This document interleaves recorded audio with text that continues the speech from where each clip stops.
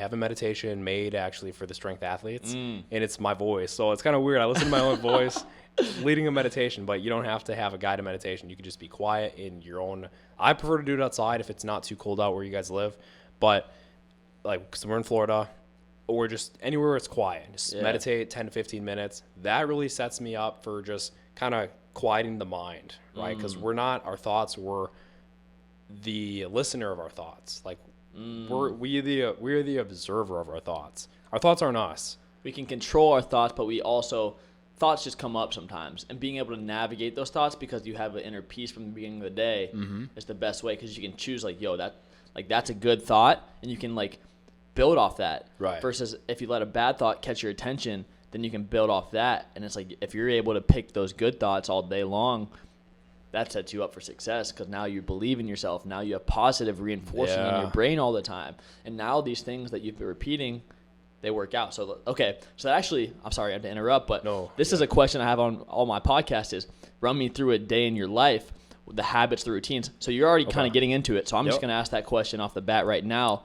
So let's continue. Okay. Now so you meditate. Yep, we do that. And then as of this week, we just started working out in the mornings, and that's better. It's way better. So that's the first 30 minutes of my day. I'll do all that. So I'll get myself nice looking, decent, meditate for 15 minutes, drive to the gym for 30, work out for an hour, hour and a half. And then I immediately start working. But before I work, what works for me is I got to have some kind of hydration, like electrolyte. So we have strength hydration. I don't have it with me right here, but that you needed some kind of like electrolytes, like Gatorade or whatnot. I'll do that. Yeah. And then I'll do a high protein meal. For me, I'm not as productive if I have a lot of carbs, because it fogs my brain. So as high protein breakfast as possible. So I'll do like Greek yogurt with strength protein in it, peanut butter, some granola, and sometimes if I have collagen, I'll throw that in too. Okay, so a high protein breakfast. Yeah. Yep. And then Right after the gym, get that protein in. Yep. Right. And then I'll start sipping, because I usually had a pre-workout. If I went to the gym, I had some pre-workout already, caffeine in my system. And then this isn't the best, but I do have energy drinks. Okay. For me, it's not that you just pound it at once. You have to sip it. For me personally, you have to have something that I like to have a drink, like a work drink. Okay, I'll just sip it as I'm working, and then it kind of just activates in my brain. It's work time for me. When I enjoy caffeine. Okay, so with that as well, another tactic I have is I'll either have headphones in for the deep work, or I'll have. You said, I think to me, you like playing the same song over and over, right? Yeah. To get into a sense of deep work. So you'll have headphones in, quiet out the noise, or you'll have some sort of loop that's getting you like kind of locked in. Right. Okay. I'll play the same song, or I'll look up. My go-to September was Highest in the Room by Travis Scott, and it was like a 4-hour repeat of the song. Oh, wow. And it just works for me. Like at some point, I just forget it's playing. And another huge tip for business owners and people just trying to be productive is I try to have all my meetings in the afternoons and on one day.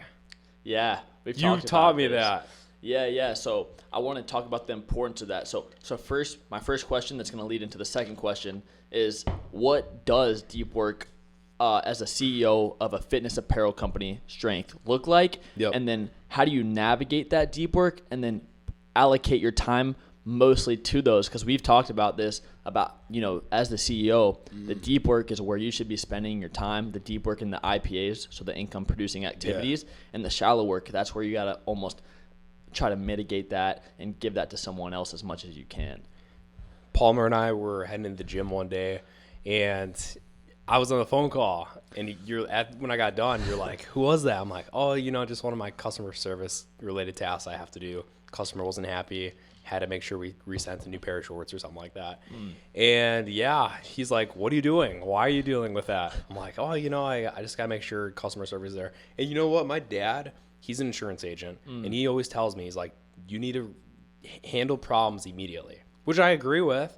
But at the same time, if you can outsource and hire somebody that is more qualified and or will do a better job than you, then you can save your brain power for the more important tasks, like you said, the income creating activities. So you've helped me realize a lot in the last few weeks, and one of them is that. Yeah. No, I think for sure, because you're taking that call, and I think because I'm on the outside, it's easy. I think when you're in it, it's like, because I get what you're trying to do. You're being authentic. You're trying to solve these problems. But it's like, hey, if you have a really trustable person on your team, it's like, and you let them make the decisions, like, hey, I trust you to make these decisions. But if it's a big problem, come to me with the problem. Right. Other than that, you take care of it. And when you can do that, now all these problems, all these things that don't produce income are kind of off your plate. And now it's like, how do I scale? How do I grow? How do I increase margins? Because I remember the week after, you're like, I increased my margins by just cutting a couple items, by doing this. And now you're able to make those things that make the difference and put you on a projection for 2025 being your best year exponentially from the last few years. Yep. And, you know, like you said, making leaders, right? So I have Jimmy, Diego. These guys are handling sales calls, for example. So I'm doing some sales calls related to Scar Enterprise Coaching. But I'm able to bring these guys in and just trust that they know how to do things. And honestly, one thing that I really need to work on, and it's really important as a business owner, I think, is just having patience in people and knowing how to manage and teach them just one time the right way. Because it's not their fault if they screw up. It's yours as the business owner. Because you didn't teach them how to do it correctly. You have to have that extreme ownership. 100%. I think when you're at the top, if things start going awry below you, it's all a sign of the leadership at the top. Yeah.